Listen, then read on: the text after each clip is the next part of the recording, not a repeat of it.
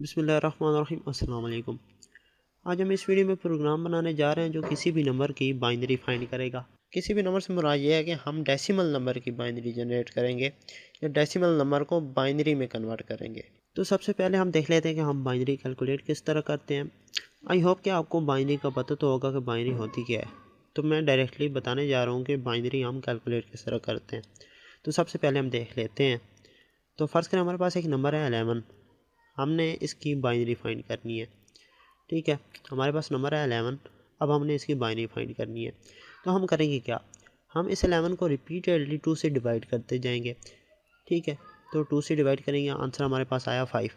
Reminder क्या आया 1। यहाँ पे अब हमने रिमाइंडर लिख लिया है। ठीक है, अब हमारे पास आंसर आया 5। अब हमने इस आंसर को डिवाइड करना है 2 से, तो दोबारा हमारे पास आंसर आएगा 2, रिमाइंडर आ जाएगा 1। ठीक है, अब हमने फिर इस 2 को यानी कि आंसर को डिवाइड करना है 2 से, आंसर आएगा फिर 1। अब रिमाइंडर आ गया 0। अब आप देखें हमारे पास आंसर 1 आ चुका है। अगर हम इसको अब 2 से डिवाइड करते हैं तो अब हमारे पास आगे जो आंसर आएगा नेक्स्ट वो 0 आ जाएगा। ठीक है, तो अब यहाँ पे ये क्वेश्चन इसका आंसर मिल गया कि हमने 11 को तो कितनी दफ़ा कब तक डिवाइड करना है। हमने तब तक इसको 2 से डिवाइड करते रहना है जब तक हमारा आंसर 0 नहीं हो जाता, यानी कि आंसर 1 आ जाता है। अब हम 1 को 2 से डिवाइड करते हैं तो नेक्स्ट हमारा आंसर 0 आएगा। तो अब हमने यहाँ पे स्टॉप कर देना है। ठीक है, अच्छा, तो अब देखें, अब ये जो रिमाइंडर है ना, असल में ये बाइनरी है 11 की। ठीक है, तो अब आप सोच रहे होंगे कि बाइनरी 11 की होगी 1 1 0 एंड 1। ठीक है, ये 1 जो है ना इसको भी इंक्लूड करना होता है हमने बाइनरी में, लेकिन असल में 11 की बाइनरी ये नहीं है 1 1 0 1, बल्कि हमने यहाँ से रिमाइंडर को ही काउंट करना है, लेकिन इस डायरेक्शन में यहाँ से 1 और 0, और अब यहाँ से डाउनवर्ड से अपवर्ड मूव करना है हमने। तो 11 की बाइनरी यहाँ पे अब क्या बन रही है, 11 की बाइनरी है 1 0 और डबल 1। ठीक है, ये 1 0 और डबल 1 यहाँ तक ठीक हो गया। तो ये तो बात हो गई कि हम बाइनरी कैलकुलेट किस तरह करते हैं। अब हम आते हैं कि हम जो है प्रोग्राम इसका किस तरह बनाएंगे। ठीक है, तो पहले अब हम ये देख लेते हैं। तो सबसे पहले हम क्या करेंगे, मैं स्टेप वाइज मूव करता हूँ, साथ साथ यहाँ पे सॉल्व भी करता जाता हूँ। हम सबसे पहले एक आइडेंटिफायर बनाएंगे रिमाइंडर नेम का। ठीक है, इसमें पहले से स्टोर होगा 0। एक जाहिर सी बात है आइडेंटिफायर होगा नंबर नेम का। ठीक है, ये नंबर, इसमें हम यूज़र से नंबर इनपुट लेंगे। ठीक हो गया। अब हम करेंगे क्या, अब फ़र्ज़ करें यहाँ पे ना इस यूज़र ने इस नंबर में 11 ही इनपुट कर दिया, हम अज्यूम करके चलते हैं। तो सबसे पहले हम ये 2 स्टेप्स कर लेते हैं। ठीक है, क्या करते हैं, 2 आइडेंटिफायर बना लेते हैं इंटीजर टाइप के। एक का नाम रख दिया नंबर, इसमें हम नंबर लेंगे, और एक का नाम रख देते हैं रिमाइंडर, इसमें पहले से स्टोर कर दिया 0। ठीक है, हम इनपुट ले लेते हैं यूज़र से नंबर में। ठीक है, ये हमने इनपुट ले ली। अच्छा, अब इससे नेक्स्ट हमने क्या काम करना है ये अब आप देखें। इससे नेक्स्ट स्टेप, ये हमारे टोटल 3 स्टेप्स हैं हमने जो रिपीटेडली करने हैं। ठीक है, सबसे पहला स्टेप, जाहिर सी बात है यहाँ पे अब हम लूप का यूज़ करेंगे। ठीक है, ये मैं पहले बता दूँ। तो सबसे पहला स्टेप क्या करना है, जो भी रिमाइंडर का डेटा है रिमाइंडर आइडेंटिफायर का, उसको हमने मल्टीप्लाई करना है 10 से। ये हमारा स्टेप 1। तो पहले हम ये कर लेते हैं। ठीक है, स्टेप 1 क्या है, रिमाइंडर के डेटा को मल्टीप्लाई करना है 10 से। ठीक है, तो मैं ये स्टेप करने जा रहा हूँ। तो मैंने लिखा रिमाइंडर मल्टीप्लाई इक्वल टू 10। ठीक है, ये क्या करेगा, ये रिमाइंडर के अंदर जो भी डेटा पड़ा है उसको मल्टीप्लाई कर देगा 10 से। तो अभी आप देखें ना, हमारे पास रिमाइंडर में क्या पड़ा है 0, तो 0 10 से मल्टीप्लाई होगा तो आंसर क्या आएगा 0। तो 0 ही अभी हमारे पास रिमाइंडर में पड़ा है। ठीक है, मल्टीप्लाई होने के बाद इससे नेक्स्ट स्टेप हमने क्या करना है, इससे नेक्स्ट स्टेप हमारा ये है कि सिंपल ये जो नंबर है ना 11, इसको हमने डिवाइड करना है 2 से, और जो रिमाइंडर आएगा, ठीक है, यानी कि 1 रिमाइंडर आएगा, इसको हमने ऐड कर देना है इस रिमाइंडर नाम के आइडेंटिफायर वाले डेटा में। ठीक है, तो ये स्टेप है हमारा नेक्स्ट स्टेप 2। टोटल हमारे 3 ही स्टेप हैं। ठीक है, ये हमारा स्टेप 2 लिखने में जा रहा हूँ। ठीक है, क्या करना है, मैंने रिमाइंडर वाला जो डेटा है, ठीक है, उसमें ऐड करना है। क्या करना है, क्या चीज़ ऐड करनी है, नंबर को डिवाइड करने के 2 से डिवाइड करने के बाद जो रिमाइंडर आएगा। ठीक है, रिमाइंडर के लिए मैंने इसलिए मॉडुलर सेपरेटर यहाँ पे यूज़ किया। 2 से डिवाइड किया, जो रिमाइंडर आया वो हमने ऐड कर दिया है रिमाइंडर में। ठीक है, तो इसी आइडेंटिफायर में ही हमने रखना है, तो मैं यहाँ पे भी इक्वल टू रिमाइंडर ही लिखूँगा। ठीक है, यहाँ पे ये, ठीक है। Reminder equal to reminder plus number divided by 2। ये क्या करेगा, जो नंबर आएगा ना 11 को डिवाइड किया 2 से, जो रिमाइंडर आया वो रिमाइंडर नाम के आइडेंटिफायर में ऐड कर देगा। तो यहाँ पे अब हमारे पास क्या हो जाएगा, 1 ऐड हो जाएगा, ठीक है। ये हमारा स्टेप 2 था। अच्छा, तो स्टेप 3 लिखने से पहले मैं यहाँ पे साथ में स्टेप 1 और स्टेप 2 भी लिख लेता हूँ ताकि हमें पता चलता रहे। हमारे सिंपल 3 ही स्टेप हैं। अच्छा, ये स्टेप 2 हो गया। इसके बाद अब हमने थर्ड स्टेप किया है, लास्ट स्टेप हमारा क्या है। इसके बाद हमने अब आप देखें, हमने सबसे पहले 11 जो ओरिजिनल नंबर था उसको डिवाइड किया 2 से, जो रिमाइंडर आया वो ले लिया। इसके बाद अब हमने 11 को डिवाइड करते हैं जब 2 से, जो आंसर आता है ना फिर उसका रिमाइंडर लेना है, ठीक है। तो अब हमने ये आंसर स्टोर करना है किस में, इस आइडेंटिफायर में, ठीक है। पहले नंबर में 11 पड़ा, अब हमने यहाँ पे 5 स्टोर करना है। तो उसके लिए मैं आप यहाँ पे थर्ड स्टेप लिख रहा हूँ, ठीक है। मैं यहाँ पे लिखता हूँ, मैं क्या लिखूँगा, मैं लिखूँगा नंबर डिवाइड इक्वल टू 2, ठीक है। अब क्या होगा, अब जो नंबर का आंसर आता है ना, ठीक है, यहाँ पे नंबर को डिवाइड करते हैं जब 2 से, जो आंसर आता है वो इस नंबर नाम के आइडेंटिफायर में स्टोर हो जाएगा, ठीक है। क्यों, क्योंकि हमने नेक्स्ट जब रिमाइंडर फाइंड करना होता है तो इस आंसर का फाइंड करना होता है, इसलिए हमने यहाँ पे ये आंसर भी लिखना है, ठीक है। इसलिए मैंने ये वाला स्टेप लिखा है। तो ये कौन सा स्टेप है, ये हमारा थर्ड स्टेप है, थर्ड। तो अब आप देखें, हमारे सिंपल 3 ही स्टेप हैं जो हमने ये लिखने थे। अब हमने इन्हीं को रिपीट करना है बस, ठीक है। अब आप देखें क्या हुआ है, हमारे पास अब नंबर में 5 आ चुका है। इसके बाद हमने क्या स्टेप लिखना है, हमने स्टेप 1 लिखना है, यानी कि रिमाइंडर के अंदर जो डेटा पड़ा है उसको मल्टीप्लाई करना है 10 से। तो मैं क्या करता हूँ, मैं ये वाला स्टेप यहाँ से कॉपी करता हूँ और यहाँ पे पेस्ट कर देता हूँ, ठीक हो गया। अब क्या होगा, रिमाइंडर के अंदर जो भी डेटा पड़ा है वो मल्टीप्लाई होगा 10 से। तो यहाँ पे अब हमारे पास 1 पड़ा था, 1 10 से मल्टीप्लाई होगा तो आंसर 10 ही आ गया। यानी कि जब भी हम 10 को मल्टीप्लाई करते हैं किसी नंबर से तो हमें एक एक्स्ट्रा ज़ीरो मिल जाता है। यहाँ पे हमें एक एक्स्ट्रा ज़ीरो मिल गया। इसके बाद अब हमने क्या करना था, इसके बाद हमने नंबर को डिवाइड करना था 2 से और जो रिमाइंडर आता है वो ऐड करना है रिमाइंडर नाम के आइडेंटिफायर में, ठीक है। तो उसके लिए मैं स्टेप 2 लिख रहा हूँ, ठीक है, यहाँ पे। इसके बाद अब हमने थर्ड स्टेप क्या करना है, हमने इस नंबर में अब नेक्स्ट आंसर स्टोर करना है, ठीक है। यानी कि मैंने यहाँ पे 2 स्टोर करना है। तो मैं कौन सा स्टेप लिखूँगा, स्टेप 3 यहाँ पे सिंपल लिख दूँगा।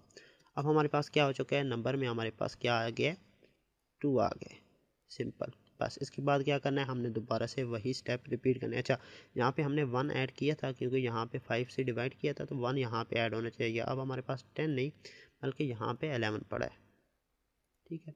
यहाँ पे अब हमारे पास 11 आ गया। अच्छा, और यहाँ पे 2 आ गया, ये हो गया। अब हमने क्या करना है, नेक्स्ट स्टेप हमने दोबारा से इसको 10 से मल्टीप्लाई करना है, यानी कि स्टेप 1 लिखना है। उसके बाद क्या करना है, 2 को डिवाइड करना है 2 से और जो रिमाइंडर आएगा वो उसमें ऐड करना है। तो उसके लिए स्टेप 2 हम ये लिखेंगे। इसके बाद हमने नंबर नाम के आइडेंटिफायर में 2 को जो है वो रिमूव करना है और 1 लिखना है। तो उसके लिए फिर हम ये स्टेप 3 लिखेंगे, ठीक है। तो मैं ये तीनों स्टेप एक दफ़ा फिर से यहाँ पर लिख देता हूँ, ये ठीक हो गया। अब हमारे पास क्या हो चुका होगा, ये मल्टीप्लाई होगा 10 से तो 10 आ जाएगा, फिर डिवाइड होगा 2 से डिवाइड होगा तो रिमाइंडर 0 आता है, तो 0 ही रह जाएगा, 0 ही आएगा। क्योंकि ऐड 0 में करें तो 0 ही आता है। इसके बाद हमने क्या किया, स्टेप 3 लिखा है। स्टेप 3 का क्या मतलब है कि यहाँ से 2 रिमूव हो जाएगा और नंबर में हमारे पास क्या आ जाएगा, 1, ठीक है। अब हमारे पास 1 आ चुका है। इसके बाद अब हमने ये 1 भी तो स्टोर करना है ना इस रिमाइंडर नाम के आइडेंटिफायर में, ठीक है। तो उसके लिए मैं क्या करूँ, मैं सिंपल ये 3 स्टेप एक दफ़ा फिर से लिख देता हूँ, ठीक है।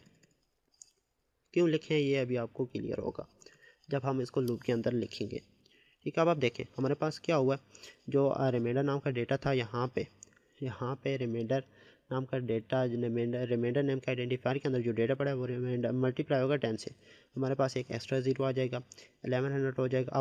अब आप देखें, हम अगर 1 को डिवाइड करते हैं 2 से तो रिमाइंडर हमारे पास क्या आता है, 1 ही आता है, ठीक है। ये वाला रिमाइंडर ही आएगा, तो ये इसमें ऐड हो जाएगा रिमाइंडर नाम के आइडेंटिफायर में जो डेटा पड़ा है उसमें। तो 1100 यानी कि 1100 में 1 ऐड हो जाएगा तो आ जाएगा 11 और 01। ये हमारे पास यहाँ तक आंसर आ चुका होगा। अब आप देखें तो 1 को हमने 2 से डिवाइड किया है तो आंसर जो आता है वो 0 आ जाएगा, 0 पॉइंट कुछ आएगा, हमने 0 लिख लिया, ठीक है। यहाँ पे 0 आ जाएगा। रिमाइंडर याद रखिएगा कि 1 को 2 से डिवाइड करते हैं तो रिमाइंडर 1 ही आता है और आंसर जो आता है वो 0 आता है, ठीक है। तो यहाँ पे अब हमारे पास नंबर में 0 आ चुका है। तो सिंपल हमारी जो 10 11 की बाइनरी थी ना, वो तो यहाँ पे कैलकुलेट हो चुकी है। ठीक है। तो फ़र्ज़ करें हमने यहाँ पे तो अज्यूम की हुआ है ना कि यूज़र ने 11 इंटर किया है, लेकिन हमें असल में यूज़र कुछ और नंबर भी तो इंटर कर सकता है। तो हमें क्या पता है कि हम ये वाले स्टेप कब तक रिपीट करेंगे। ठीक है। हमें नहीं पता कि ये स्टेप हमने कितनी दफ़ा रिपीट करने हैं। यहाँ पे तो हमें पता था कि नंबर में 11 है, हमने अज्यूम किया हुआ था, हमने इसलिए ये लिख दिए। तो अब देखिए हमें एक ही चीज़ पता है।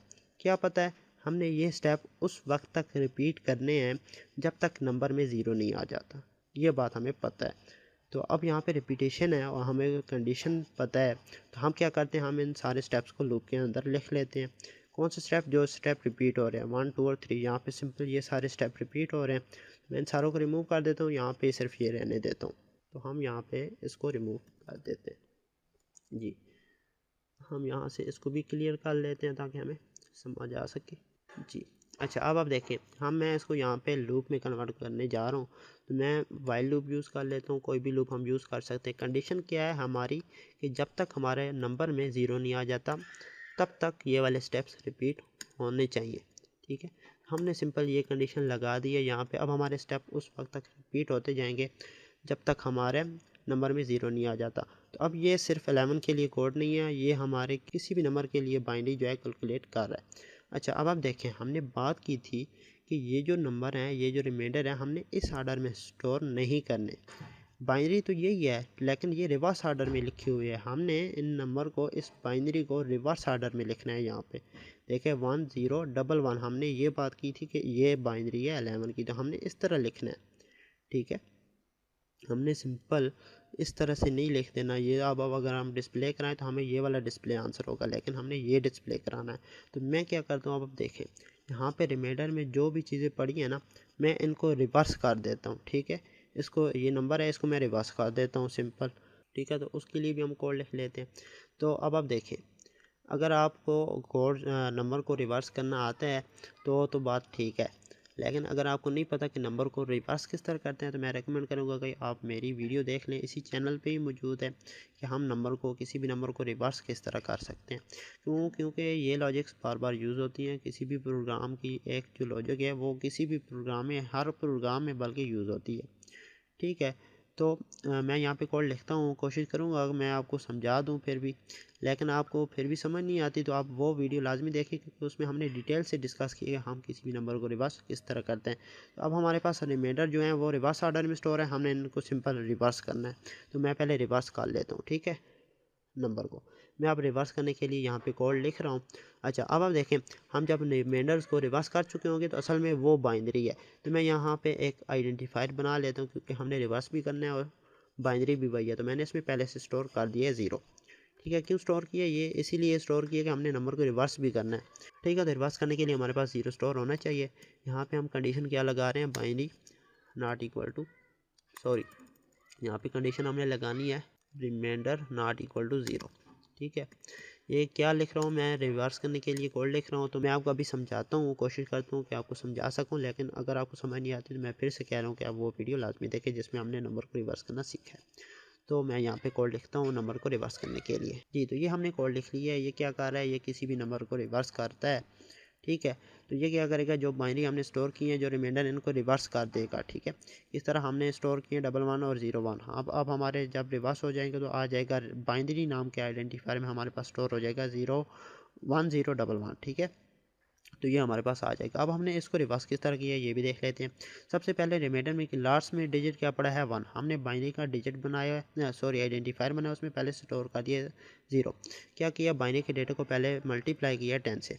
ठीक है। 10 से मल्टीप्लाई किया, आंसर क्या है 0। हमने ये लास्ट डिजिट कट किया, इसमें ऐड किया। ठीक है। 0 + 1 क्या आ गया 1।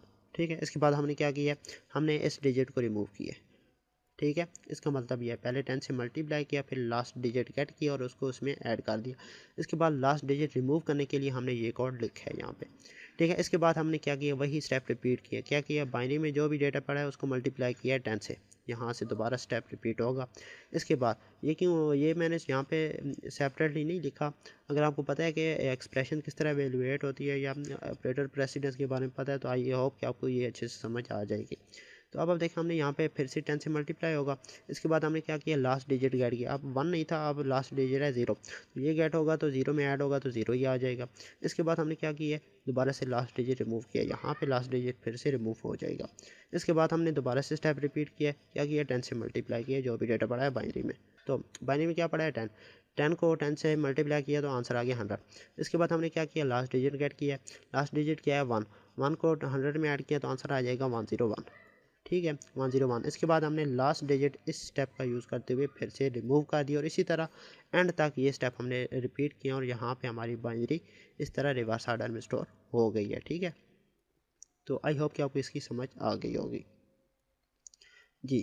तो अब आप देखें हमारा प्रोग्राम जो है ना बन चुका है 11 की बाइनरी और किसी भी नंबर की बाइनरी जिसका फर्स्ट रिमाइंडर यहाँ पे 0 ना हो। ठीक है, उसके लिए ये प्रोग्राम बिल्कुल ठीक वर्क कर रहा है। इसमें अभी एक एरर है। एरर क्या है कि अगर हमारे पास यहाँ पे, ठीक है, हमारे पास अगर यहाँ पे अगर पहला नंबर जो है, पहला रिमाइंडर 0 आ जाता है तो ये वाला रिमाइंडर हमारे पास आउटपुट में डिस्प्ले नहीं होगा। किस तरह, मतलब इस सारे को मैं अभी यहाँ से क्लियर करता हूँ और फिर आपको समझाता हूँ। फ़र्ज़ करें हमारे पास नंबर है 12। ठीक है, ये प्रोग्राम बन चुका है। ठीक है, इसमें थोड़ी सी हम चेंजिंग करेंगे, मैं आपको वो समझाने की कोशिश कर रहा हूँ। हमारे पास नंबर है 12, मैं इसको डिवाइड करता हूँ 2 से। ठीक है, आंसर आएगा 6, रिमाइंडर आ जाएगा 0। ठीक है, इसके बाद मैं फिर से 2 से डिवाइड करता हूँ, आंसर आएगा 3, रिमाइंडर आएगा 0। इसके बाद मैं फिर से डिवाइड करता हूँ, आंसर आएगा 1, रिमाइंडर आएगा 1। अब हमारी आउटपुट में बाइनरी क्या आनी चाहिए, बाइनरी आनी चाहिए 1100। ठीक है, यानी 1100। ठीक है, लेकिन हमारी आउटपुट में आंसर आएगा 11 सिर्फ। ये जो रिमाइंडर है ना लास्ट में, ये हमारे इग्नोर हो जाएंगे, हमें डिस्प्ले नहीं होंगे। इसकी क्या रीज़न है, इसकी रीज़न ये है कि हमने सबसे पहले रिमाइंडर में 0 रखा और उसको मल्टीप्लाई किया है 10 से। ठीक है, अब आप देखें तो 0 में जब हम मल्टीप्लाई करते हैं ना रिमाइंडर, मैं यहाँ से फिर से आपको बताता हूँ इसको रिमूव करके। जी, क्या किया, रिमाइंडर नाम का आइडेंटिफायर बनाया है और उसमें सबसे पहले स्टोर किया है 0। ठीक है, 0 को फिर जो डेटा है वो मल्टीप्लाई किया हमने 10 से, रिमाइंडर वाला डेटा। तो 10 से 0 मल्टीप्लाई हो तो आंसर क्या आया 0। इसके बाद हमने रिमाइंडर गेट किया और फिर से ऐड किया है किस में, रिमाइंडर वाले डेटा में। तो यहाँ पे हमें रिमाइंडर मिला है 0, तो 0 में 0 ऐड किया तो आंसर क्या आ गया 0। ठीक है 0। इसके बाद हमने क्या किया, आंसर ये गेट किया है, इसके लिए ये स्टेप लिखा। इसके बाद क्या किया, फिर से हमने वही स्टेप रिपीट किया। क्या किया, रिमाइंडर के अंदर जो डेटा पड़ा है उसको फिर से मल्टीप्लाई किया 10 से। आंसर अब हमारे पास रिमाइंडर में क्या पड़ा है 0, 10 को मल्टीप्लाई किया 0 से, आंसर क्या आया 0। ठीक है, फिर 0 आ गया। इसके बाद रिमाइंडर गेट किया, रिमाइंडर क्या आया फिर से 0, फिर से 0 इसमें ऐड हो गया तो आंसर क्या आया 0। ठीक है, इसके बाद हमने स्टेप 3 किया, यानी कि 3 गेट करने के लिए लिखा। इसके बाद दोबारा से स्टेप 1, क्या, रिमाइंडर का जो भी डेटा है उसको मल्टीप्लाई करो 10 से, 10 से 0 फिर से मल्टीप्लाई हुआ, आंसर फिर 0। इसके बाद अब हमारे पास रिमाइंडर क्या आया 1। ठीक है, रिमाइंडर 1 आया तो 0 में 1 ऐड हुआ, हमारे पास आ गया 1। ठीक हो गया, 1 आ गया। इसके बाद अब आप देखें रिमाइंडर 1 आया, इस रिमाइंडर में 1 स्टोर हो गया है। ठीक है, इसमें 1 ऐड हो गया है, 0 नहीं है, अब यहाँ पे 1 है। ठीक है, 1 स्टोर हो चुके हैं। इसके बाद हमने क्या किया, ये डिवाइड किया 2 से, तो जो भी आंसर आया यानी कि 1 आ गया वो हमने नंबर में स्टोर कर दिया। इसके बाद फिर से हमने क्या किया, 10 को मल्टीप्लाई किया रिमाइंडर वाले डेटा से, तो यहाँ पे क्या आ गया 1, सॉरी 10। ठीक है, यानी कि 0 एक एक्स्ट्रा आ गया। इसके बाद हमने फिर से रिमाइंडर गेट किया, अब हमारे पास रिमाइंडर क्या आएगा 1। ठीक है, तो 1 रिमाइंडर आया, फिर से हमने इसको ऐड किया तो 10 में 1 ऐड किया तो हमारे पास आ गया 11। तो अब आप देखें हमारे पास सिर्फ ये 2 1 हमें डिस्प्ले होने चाहिए। अच्छा, अब आप देखें यहाँ पे हमारा लूप कितनी दफ़ा चला होगा, जितने रिमाइंडर आए हैं। ठीक है, जितनी दफ़ा रिमाइंडर हमारे कितने आए हैं, रिमाइंडर टोटल 4 आए हैं, लेकिन डिस्प्ले हमें यहाँ पे सिर्फ 2 ही होंगे। ठीक है, हमारी बाइनरी 11 आएगी, लेकिन यहाँ पे हमें शो होना चाहिए था 1100। ठीक है, ये रिमाइंडर, ये जो लूप है ना, ये 4 टाइम्स ही चला है, ये वाला लूप। ठीक है, मैं ये क्यों बता रहा हूँ, मैं अभी आपको थोड़ी देर में इसका सोल्यूशन जब बताऊँगा तो फिर आपको इसकी क्लियर होगा। ठीक है, तो मैं यहाँ से फ़िलहाल इसको रिमूव कर रहा हूँ। ये रीज़न आपको आई होप कि पता चल गया होगा कि हमें सिर्फ आउटपुट में लास्ट वाले 2 0 डिस्प्ले क्यों नहीं होंगे। ठीक है, तो मैं जो बात बता रहा हूँ वो पहले हम देख लेते हैं, तो फिर इसका सोल्यूशन देखेंगे। पहले हम इस प्रोग्राम को रन करके भी चेक करेंगे। ठीक है, तो मैं क्या बता रहा हूँ कि जो भी हमारा रिमाइंडर आया वो यहाँ पे आप देखें 1 2 3 एंड 4 आए, तो ये लूप 4 टाइम्स ही चलेगा। लेकिन अब रिमाइंडर में डेटा क्या पड़ा है 11। ठीक है, सिर्फ 2 वंस पड़े हैं। ठीक हो गया। तो यहाँ पे अब हमने क्या किया हुआ है, हमने रिमाइंडर का डेटा रिवर्स किया है। ठीक है, रिमाइंडर का डेटा रिवर्स किया है। तो ये लूप कितनी दफ़ा चलेगा, ये लूप 2 टाइम्स चलेगा। ये लूप 4 टाइम चला है, ये लूप 2 टाइम चला है। क्यों? क्योंकि इस रिमाइंडर में डिजिट ही 2 पड़े हैं। तो 2 डिजिट्स को रिवर्स करने के लिए हमने 2 टाइम्स ही ये लूप चलाया है। ये लूप 2 टाइम्स ही चलेगा 2 डिजिट्स को रिवर्स करने के लिए। तो अब आप देखें, ये लूप 4 टाइम्स चला, ये लूप 2 टाइम्स चला। यहाँ पे हमें डिफरेंस मालूम हो रहा है कि अगर हमें एरर आता है, हमें पता चल जाएगा यहाँ पे कि हमारे लास्ट में जो भी रिमाइंडर है उसमें डिफरेंस क्या आ रहा है। यानी कि हमारे लास्ट, अब आप देखें यहाँ पे 2 है, यहाँ पे 4 है। इसका मतलब है कि हमारे जो हैं 2 डिजिट्स हमें मिले हैं और लास्ट वाले 2 यानी कि 4 माइनस 2 किया तो आंसर क्या आया 2। तो 2 हमारे पास जो ज़ीरो हैं वो हमें डिस्प्ले नहीं होंगे। ठीक हो गया, ये बात हो गई। तो मैं क्या करता हूँ, मैं इसकी भी सलूशन आपको बताता हूँ, ये भी हम देखते हैं क्या हुआ। मैं इस तरह करता हूँ कि इसको हम चेक करने के लिए मैं एक लगाता हूँ काउंट 1 नेम का आइडेंटिफायर बनाता हूँ और एक काउंट 2 नेम का आइडेंटिफायर बना लेता हूँ। ठीक है, अब आप देखें, मैं इसको चेक करने के लिए कि ये लूप कितनी दफ़ा चलेगा, मैं यहाँ पे कर लेता हूँ काउंट 1 प्लस प्लस। ठीक है, और यहाँ पे कर लेता हूँ काउंट 2 प्लस प्लस। ये सिंपल। ठीक हो गया। तो अब हम देखते हैं, हम प्रोग्राम को रन करते हैं। पहले मैं सी आउट कराता हूँ कि बाइनरी क्या है, पहले हमें वो डिस्प्ले करा दे। बाइनरी, ठीक हो गया। ये यहाँ पे बाइनरी डिस्प्ले हो जाएगी। यहाँ पे मैं काउंट 1 यानी कि लूप 1 के अंदर जो हमने देखा है कि वो कितनी दफ़ा चलता है वो हम डिस्प्ले करा देते हैं। मैं यहाँ पे काउंट 1 लिखने की जगह लूप 1 लिख देता हूँ। ठीक है, लूप 1 के अंदर हमने कौन सा काउंट यूज़ किया है, काउंट 1। इसके बाद लूप 2 के अंदर हमने कौन सा काउंट यूज़ किया है, काउंट 2। तो मैं यहाँ पे लूप 2 लिख देता हूँ। यहाँ पे हम क्या लिख लेते हैं, काउंट 2, काउंट 2 और एंड एल हम निकाल लिया। अच्छा, अब हम प्रोग्राम को रन करते हैं। हम जब पहले क्या करेंगे, हम पहले 11 एंटर करेंगे और उसकी बाइनरी क्या आई थी हमारे पास 1011। हमें वो डिस्प्ले होनी चाहिए, वो हम पहले देख लेते हैं। तो देखिएगा कि आपको ना, पहले मैं इसको यहाँ पे बता दूँ, आपको लूप 1 भी और लूप 2 भी दोनों की वैल्यू सेम डिस्प्ले होगी। ठीक है, तो पहले हम वो रन करके चेक कर लेते हैं।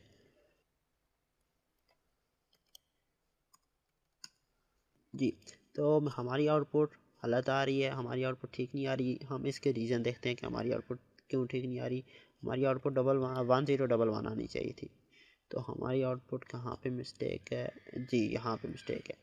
हमने यहाँ पे मॉड्यूलर सेपरेटर यूज़ करना होता है, हमने वहाँ पे डिवाइड ऑपरेटर यूज़ कर दिया। तो अभी हम चेक करते हैं कि हमारी आउटपुट ठीक आ रही है कि नहीं। जी, तो अब हम नंबर एंटर करते हैं 11। हमारी आउटपुट क्या आनी चाहिए, 1011। ठीक है जी, तो हमारी आउटपुट आ गई 1011। लूप 1 काउंट क्या है 4, लूप 2 क्या है 4। ठीक है, हमारी आउटपुट बिल्कुल ठीक आ रही है। अब वो इसलिए हमारी आउटपुट पहले से ठीक नहीं है क्योंकि यहाँ पे हमने डिवाइड का सिंबल यूज़ कर लिया था, यानी कि फॉरवर्ड स्लैश। हमने यहाँ पे मॉड्यूलर सेपरेटर यूज़ करना होता है। ठीक हो गया, यहाँ पे हम जहाँ पे नंबर रिवर्स कर रहे हैं। तो इसके बाद अब हम नंबर एंटर करते हैं 12। ठीक है, तो हमारी आउटपुट क्या आनी चाहिए, हमारी आउटपुट सिर्फ 11 हमें डिस्प्ले होगा और लूप 1 का जो काउंट होगा वो हमें डिस्प्ले कराएगा 4। लूप 2 का जो काउंट है वो हमें डिस्प्ले कराएगा 2। ठीक है, तो इस तरह से हमारी आउटपुट आनी चाहिए। जी, तो अब आप देखें हमारी आउटपुट है 11, लूप 1 जो है वो 4, लूप 2 जो है 2। तो ये हमारी आउटपुट बिल्कुल ठीक आ रही है। हमने इसको सॉल्व करने के लिए, अब हम देखते हैं कि हम इसको सॉल्व करने के लिए क्या स्टेप लिखें। जी, तो हम क्या स्टेप लिखते हैं, अब आप देखें हमें पता चल रहा है यहाँ पे कि अगर ये जो है ये वाला ये काउंट लेस है इससे। ठीक है, यानी कि अगर हम काउंट 1 माइनस काउंट 2 करें तो हमें आंसर मिल जाता है कि हमारे कितने रिमाइंडर आने चाहिए थे, लास्ट में सॉरी कितने ज़ीरो आने चाहिए। ठीक है, आप देखें यहाँ पे काउंट 1 पे 4 है, काउंट 2 पे 2 है, तो 4 माइनस 2 इज़ इक्वल टू 2। अब हमें पता चला है कि हमारे लास्ट पे 2 ज़ीरो आने चाहिए। ठीक है, तो इसको हैंडल करने के लिए मैं एक और लूप यहाँ पे यूज़ कर लेता हूँ। आप कोई भी कंडीशन यूज़ कर सकते हैं, मैं सिंपल आपको ये सोल्यूशन बता रहा हूँ, आप कोई भी सोल्यूशन यूज़ कर सकते हैं इस प्रॉब्लम को हैंडल करने के लिए। तो मैं क्या करता हूँ, मैं इस लूप को कितनी दफ़ा चलाता हूँ, मैं पहले इसको इनिशियलाइज़ कर देता हूँ 0 से। इसको मैं उतनी दफ़ा चला लेता हूँ जितना डिफरेंस है, ठीक है। तो इसके लिए मुझे क्या लिखना होगा, मुझे लिखना होगा काउंट 1 माइनस काउंट 2। अब लूप कितनी दफ़ा चलेगा, उतनी दफ़ा चलेगा जितना डिफरेंस हो रहा है। एंड पे अब हमने कितनी कितने ज़ीरो लगाने हैं, उतने ज़ीरो लगाने हैं जितना डिफरेंस है। तो ये देखें, ये लूप उतनी दफ़ा चलेगा जितना डिफरेंस है। तो अब हम हर दफ़ा इसको 10 से मल्टीप्लाई कर देते हैं। तो देखें, तो ये लूप फर्स्ट टाइम चलेगा तो हमारे नंबर में एक ज़ीरो एक्स्ट्रा आ जाएगा। ये सेकंड टाइम चलेगा तो सेकंड टाइम हमारा एक और ज़ीरो एक्स्ट्रा एंड पे आ जाएगा। तो मुझे क्या लिखना होगा, मुझे लिखना होगा बाइनरी मल्टीप्लाई इक्वल टू 10। मैं बाइनरी को उतनी ही दफ़ा 10 से मल्टीप्लाई कर रहा हूँ जितने लास्ट में ज़ीरोज़ आने चाहिए। तो 10 से मल्टीप्लाई करने से क्या होता है, हमारे पास एक एक्स्ट्रा ज़ीरो आता है। तो उतनी दफ़ा मल्टीप्लाई कर रहे हैं हम जितनी दफ़ा हमें एक्स्ट्रा ज़ीरोज़ लास्ट में चाहिए। तो अब हमारी आउटपुट बिल्कुल ठीक आएगी। अब ये जो प्रोग्राम है हमारी किसी भी नंबर की बाइनरी बिल्कुल ठीक जनरेट करेगा। तो अभी हम प्रोग्राम को रन कर रहे हैं। मैं इसको यहाँ से जी, तो अब हम एंटर करते हैं 12। हमारी आउटपुट क्या आनी चाहिए, 1100, ठीक है। हमारी आउटपुट 1100 आनी चाहिए। और लूप 1 जो है काउंट, वो हमने पहले डिस्कस कर लिया जी। तो अब आप देखें हमारी आउटपुट बिल्कुल ठीक आ रही है। इसी तरह अगर हम 6 इंटर करें तो हमारी आउटपुट अब ठीक आएगी, क्योंकि 6 की बाइनरी होती है 110, यानी कि 11 और 0। अगर हम ये सोल्यूशन ना लिखते तो हमारी सिर्फ आउटपुट आती 11 ही, ठीक है। तो अब हम 6 इंटर करते हैं जी। तो बाइनरी देखें 11 और 0, ठीक हो गया। तो इस तरह से हम प्रोग्राम बनाते हैं जो किसी भी नंबर की बाइनरी फाइंड करता है। आई होप कि आपको इसकी अच्छे से समझ आई होगी। अगर आपको वीडियो अच्छी लगे तो वीडियो को लाइक करें, चैनल को सब्सक्राइब करें और बेल आइकन को ज़रूर प्रेस करें ताकि आपको हर नए आने वाली वीडियो के बारे में नोटिफिकेशन मिलती रहे। मिलते हैं नेक्स्ट लेक्चर में, तब तक के लिए अल्लाह हाफिज़।